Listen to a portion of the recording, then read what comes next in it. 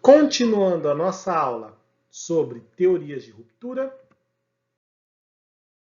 agora nós vamos falar de um assunto muito importante, que são os coeficientes de segurança.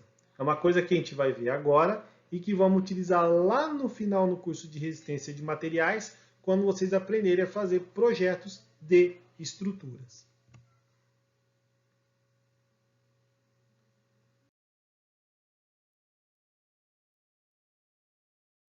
Bom, primeira coisa, qual que é a aplicabilidade do coeficiente de segurança? Tá? Você tem duas aplicabilidades desse ponto. Primeiro, é você fazer uma análise, tá? Que é prever o comportamento de uma peça sob determinadas condições de cargas específicas, tá? Ou seja, você tem um material, né? Que ele vai lá, por exemplo, ele está com 100 megapascal de resistência e a tensão de trabalho dele chega a 120 megapascal. O meu coeficiente de segurança vai ficar, ou seja, a minha tensão está maior do que aquele que a peça suporta. Ou seja, então eu já consigo fazer uma previsão de comportamento sobre essas condições de cargas específicas, tá? A outra parte é projeto, né, que é cumprimento das funções de maneira segura e econômica. Nesse caso, você não está fazendo uma análise para saber se o seu coeficiente de segurança está acima de 1 ou abaixo de 1, né? Para poder saber se ele vai falhar ou não. É o seguinte, eu tenho um projeto e eu tenho que ter um coeficiente de segurança tal. Se o meu tensão de trabalho é essa, então eu tenho que pegar um material que dê uma relação que tenha condizência com com esse coeficiente de segurança. Então, às vezes você tendo o coeficiente de segurança, você ter a tensão de trabalho, você vai determinar qual é a tensão de propriedade mecânica desse material, que é a tensão limite dele, para poder determinar qual que é a gama de materiais em que você pode utilizar para fazer o seu projeto. Bom, para a gente poder entender esse conceito de coeficiente de segurança, vamos pegar esse gráfico de um material dúctil. Tá? Nós temos aqui dois pontos a se analisar. O primeiro é a tensão de proporcionalidade, que é onde ele fica até o limite da tensão de zona elástica, tá? O limite de elasticidade do material, em que ele apresenta qualquer tipo de carregamento. E quando eu solto a peça, ele não tem como é que fala? Ele não tem nenhuma deformação permanente, como eu posso utilizar a tensão última atração, né, que é a mais conservadora dentre as excessivas, né, não pega a tensão de ruptura em si, para que ele possa prever a fratura do material, até onde ele vai para se romper de vez. Tá? Vamos fazer o seguinte agora, que eu vou pegar algumas tensões de trabalho. Bom, se eu pegar essa tensão de trabalho aqui, ó, peguei 4 situações. Tensão de trabalho T1, T2, T3 e T4. Em relação à tensão de proporcionalidade, o T1 está bem baixo. Ou seja, ele vai trabalhar até esse ponto, mas se ele chegar até aqui, ele se deforma, começa a deformar plasticamente, se ele passar desse ponto. Então ele está bem abaixo. Ou seja, esse ponto aqui, ele consegue ter uma coeficiente de segurança maior que 1. Por quê? Porque ele está bem abaixo que a tensão de proporcionalidade. Se eu aumento a minha tensão para o ponto 2, o que vai acontecer? Nesse ponto aqui, ele tem ainda uma tensão maior que a T1, está sendo a peça mais exigida, mas mesmo assim ele não vai se romper. Por quê? Porque ele está abaixo da tensão de proporcionalidade. Só que o meu coeficiente de segurança aqui está mais próximo, então ele vai ficar bem menor do que se eu usasse a tensão de trabalho T1. Aí vamos dizer que eu estou aumentando o carregamento, ele vai para a zona T3. Tá? Quando ele passa para o T3, o que acontece? Em relação à tensão de proporcionalidade à zona elástica, essa peça já passou. Ela já escoou, ela já tem uma trinca interna. Né? Ou seja, em relação à tensão de proporcionalidade, ela está menor do que a tensão de trabalho, ou seja, esse coeficiente de segurança é menor do que 1, porém, em relação à tensão de trabalho, ele ainda está acima de 1, porque ele não chegou na ruptura do material. Então vejam nessa situação que se eu estou falando, olha, eu tenho um coeficiente de segurança 3, beleza, ou vou botar aí bem próximo, 0,95, né? Pô, beleza, mas você está falando em termos do quê? De tensão de proporcionalidade ou tensão à fratura? Né? Por quê? Porque se eu estiver falando da tensão de proporcionalidade, é uma coisa, mas é 0,95, mas é a tensão à última, ele já passou da zona de escoamento, ele já passou por deformações plásticas nesse material. Né? Bom, se eu chegar aqui na zona T, tensão de trabalho T4, ele vai ficar mais próximo da tensão última ao trabalho, ainda não passa da tensão de ruptura, só que a tensão de proporcionalidade vai ficando cada vez mais longe. Então, esse coeficiente vai se diminuindo, indo em tendência para zero. Não vai ser zero, mas vai ser a tendência a essa relação. Então, quando a gente trabalha com coeficiente de segurança, é tentar você garantir que ele não passe isso daqui. Porque, olha, a zona T1 e T2 é para qualquer uma das tensões de trabalho, seja de proporcionalidade ou a tensão última, ele vai ser seguro. Já o T3 e o T4, pelos meus cálculos, vai ser seguro se eu utilizar a tensão última à ruptura, porém, a proporcionalidade ele vai me indicar que o corpo teve falha. Então veja que o parâmetro que a gente está usando, às vezes para o engenheiro pode ser seguro e para outro não. Né? Vai depender daquilo que eu estou querendo fazer o meu projeto. Né? Tem uma série de coisas por trás para poder dizer se eu vou usar um ou se eu vou usar outro. Bom, explicado lá anteriormente no nosso slide, então vamos definir o que é o coeficiente de segurança?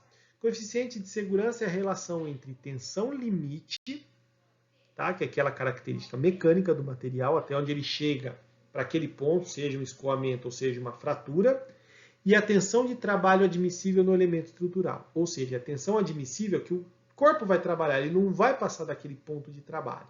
Tá? Bom, se eu for colocar isso em termos de relação, a minha relação de coeficiente de segurança vai ser sempre essa. A tensão limite do corpo, que é a propriedade mecânica, pela tensão admissível de trabalho.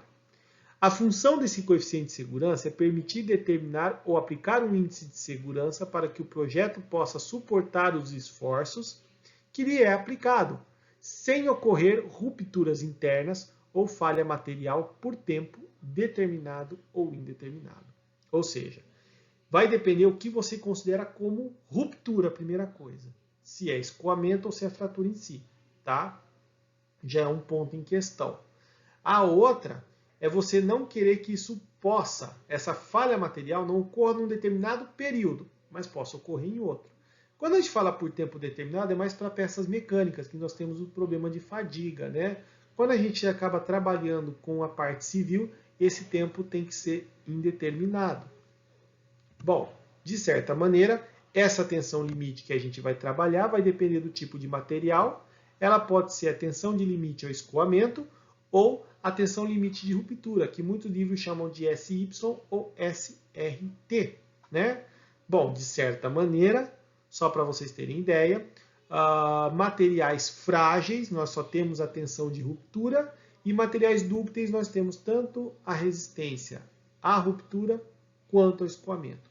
Em elementos civis, para ser bem sincero mesmo, vocês vão ver sempre a tensão limite à ruptura, porque concreto é um material frágil, né, na sua análise. Então, a tensão de ruptura é o que a gente vai trabalhar. Mas aí fica uma pergunta, né? Fala, mas professor, mesmo seja material dúctil, eu vou elevar isso a uma tensão de proporcionalidade maior? Olha, isso vai depender um pouco do coeficiente de segurança. Quando você trabalha com uma tensão de proporcionalidade, uma zona de elasticidade, eu não quero que ele passe disso, os meus coeficientes de segurança não são tão rígidos. Quando eu quero que o meu projeto seja por tensão de fratura, eu posso até trabalhar considerando isso, mas o meu coeficiente de segurança vai ser maior do que o que eu utilizo para a zona de escoamento.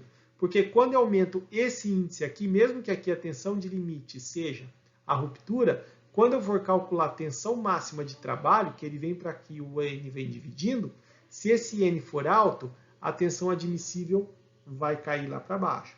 Então não há problema de você trabalhar com tensão de ruptura por fratura, não tem. né? O único problema é que o seu coeficiente de segurança vai ser maior, entendeu? Aí você tem que saber trabalhar muito com isso. As próprias normas de projeto civil já coloca lá um coeficiente que você deve adotar para um projeto a material dúctil e outro para material frágil. Então a norma já vem meio que especificando qual é o tipo de coeficiente de segurança que você tem que adotar. E esse coeficiente de segurança vai depender de uma série de fatores que a gente vai ver daqui a pouco.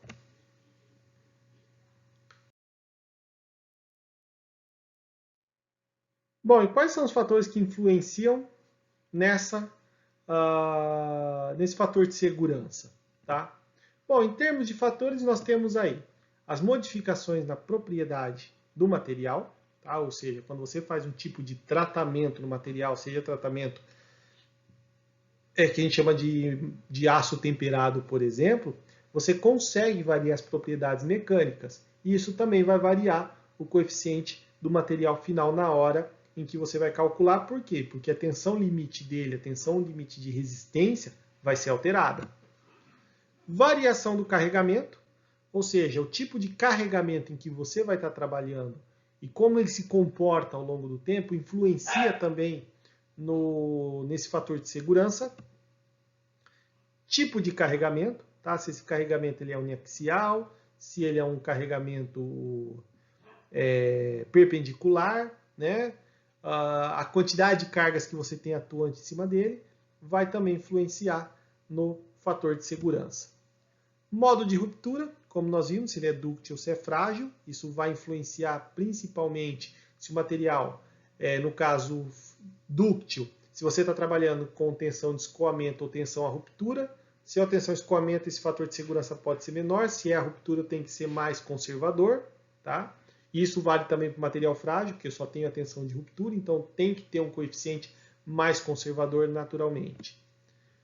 Aproximação de cálculos, ou seja, o fator de segurança, quando a gente vai fazendo algum cálculo, vai lá, pega um ângulo, acaba arredondando um pouquinho, todas essas aproximações, desde que a gente começa a fazer do início do cálculo, ele vai sendo arrastado até o valor final, que às vezes pode não corresponder com a realidade. Né? Às vezes pode ficar, por exemplo, eu estou ali 0,931, então vamos colocar 0,93, né? Por menor que seja, você vai arrastando isso, às vezes a tensão fica abaixo daquela tensão que é realmente do material, aquela tensão limite do material.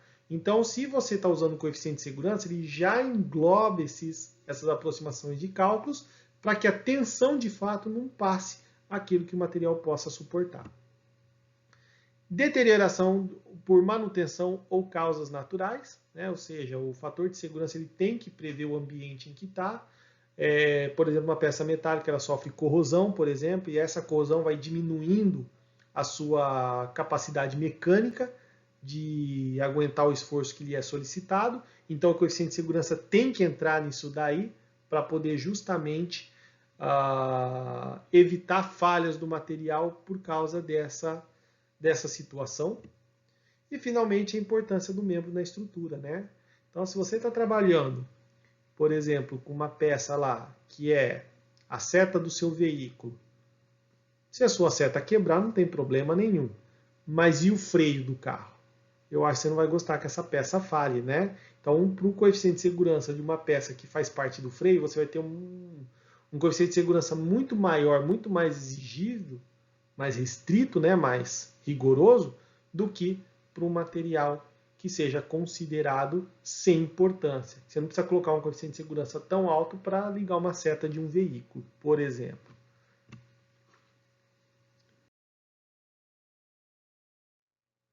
Bom, em resumo, os fatores que influenciam no fator de segurança o tipo de tensão que está sendo trabalhado, se é de ruptura ou de escoamento, tipo de carga que a gente está trabalhando, função da homogeneidade do material, se é um material que ele consegue ser realmente um preenchimento de material contínuo, né? E causas desconhecidas. Para efeitos práticos, baseia-se no tipo de carga aplicada. Então, toda vez que a gente vai fazer um projeto, tudo isso que a gente está falando até agora, que são os fatores influenciantes, o que mais vai mandar, ou que a gente vai basear nossos projetos, é o tipo de carregamento que lhe é aplicado.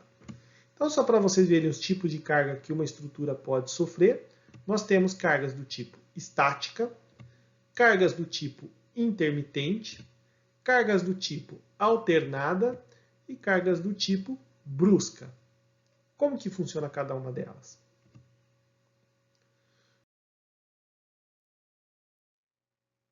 No tipo da carga estática, ela ocorre quando uma peça está sujeita a uma carga constante, invariável no decorrer do tempo.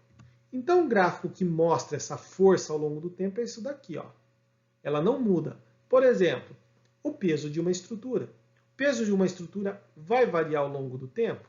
Não vai, né? Então, essa carga ela é constante, ela não modifica. Um exemplo disso daí é o peso da viga apoiado em um pilar, ou seja, o pilar está sempre aguentando aquele tipo de carga em cima dessa estrutura, né? Uma estrutura suportando outra, ou então algum tipo de tanque de armazenamento de líquidos. Mas aí a pessoa fala, mas professor, o líquido ele sobe, desce, né? Bom, em termos de projeto, é melhor você considerar ele sempre preenchido, tá? Por quê? Se você tem um tanque de esgoto, por exemplo, um tanque de decantação de fluidos, a partir do momento em que o fluido vai saindo, outro vai entrando. Se você tem uma variação dessa coluna de fluido, ela é muito baixa, né? Então, considera-se mais como uma carga constante.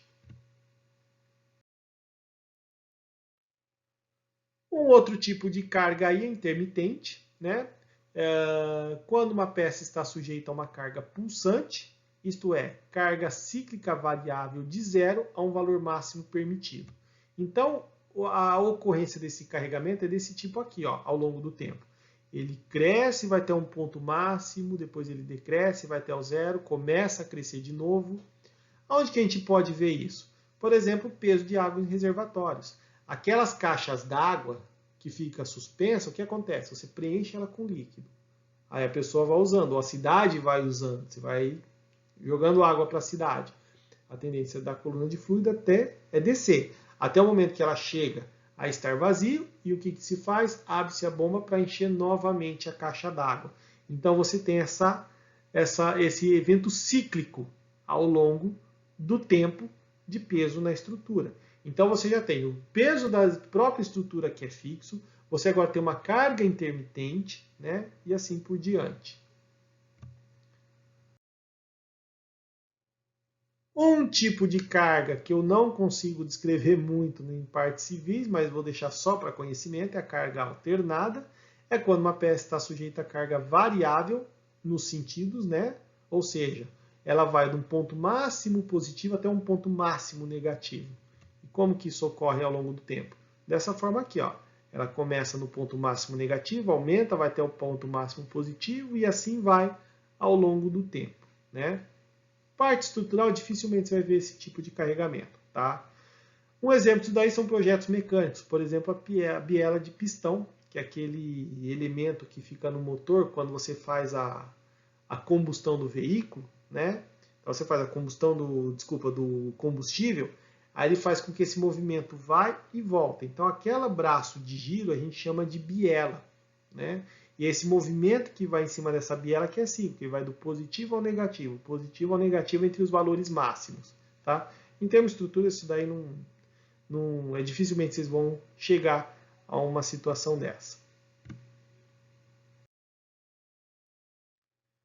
E finalmente as cargas bruscas, né? Carga brusca é aquela quando uma peça está sujeita a uma variação brusca de força, né? Um choque. Como que ela ocorre? É isso daqui, ó. Você vem, tem um evento, pá, e ela volta. E ela, tipo assim, ela tem uma curta duração, ela tem uma alta intensidade e curta duração. Aonde que isso ao longo do tempo? Aí você tem que ver o que você considera como um tempo, né? Se você, por exemplo, pegar a ação de ventos de furacões. Então, o furacão pode passar numa região, né, e atingir a estrutura por 3 minutos. Professor, são 3 minutos, só que a sua estrutura está lá há 40 anos. Então, 3 minutos para 40 anos não é nada, né? Ou então uma situação de um choque de veículos, né, na estrutura. Então o cara está lá, está bêbado, vai lá e dá uma cacetada bem no pilar de um tanque, por exemplo. É uma carga de choque rápida e alta intensidade, né? Um outro tipo de movimento também de carga brusca são terremotos. Então, quando você vai fazer um projeto estrutural, você tem que pegar esses tipos de cargas que são fixas e as que são variáveis, e dali você vai tirar uma mescla de acordo com os coeficientes de segurança para saber qual que é uma tensão de projeto que seja aplicável para você trabalhar. Tá? De certa maneira, nós vamos ver isso lá em resistência de materiais com as normas em si. Por enquanto, vamos só conhecer esses tipos de cargas, tá bom? Bom, para finalizar essa parte da aula, tá? Eu peguei aqui uma tabela que é para materiais metálicos, né? Qual que é o tipo de fator de segurança com o tipo de carga que é aplicado, só para a gente poder compreender como isso funciona, né? Então, por exemplo, para ferro fundido, eu tenho aqui um coeficiente de fator 6 para uma carga estática, 10 intermitente, 15 alternada e 20 brusca. Por quê? Porque o ferro fundido é um material mais frágil, né? Se eu comparar, por exemplo, com o aço duro ou aço mole, ele cai para 5 e para 4. Você pode ver aqui que ele vai sempre aumentando com o tipo de carga que é aplicado, porém, quando o material ele sai de frágil para dúctil, esse fator não é tão rigoroso para o material em relação ao material frágil, né? Então, por quê? Porque eu não tenho nenhum tipo de deformação e se eu tiver que sair correndo eu não vou ter tempo. Então eu coloco um fator de segurança a mais. Aqui também tem esse ponto aqui também colocar o extra de madeira, né? Que mostra aqui, por exemplo, um fator de carga 8, mesmo não sendo material considerado frágil, é um material dúctil, né? A madeira. Se bem que em termos assim eu posso dizer que o material pode ser considerado material frágil mesmo, porque a deformação dele é bem pequena, né? Mas eu tenho aqui um coeficiente de segurança mais alto do que os outros. Por quê? Porque a tensão limite dele é muito menor do que a do ferro fundido, tá? Então você vê que o tipo de material, o tipo de fratura e o tipo de carga influencia no fator de segurança. Essa é uma tabela que mostra bem isso, para ficar bem claro, né, como que esses fatores de segurança variam de acordo com essas principais variáveis, que é tipo de carga, tipo de material, né, e tipo de fratura. Bom, turma, então finalizo aí essa segunda parte da nossa aula e na próxima parte vamos falar diretamente sobre as teorias de ruptura que são aplicáveis aos materiais, tá bom? Um grande abraço. Vai lá, descansa um pouco, né? Daqui a pouco a gente se vê. Um grande abraço e até lá.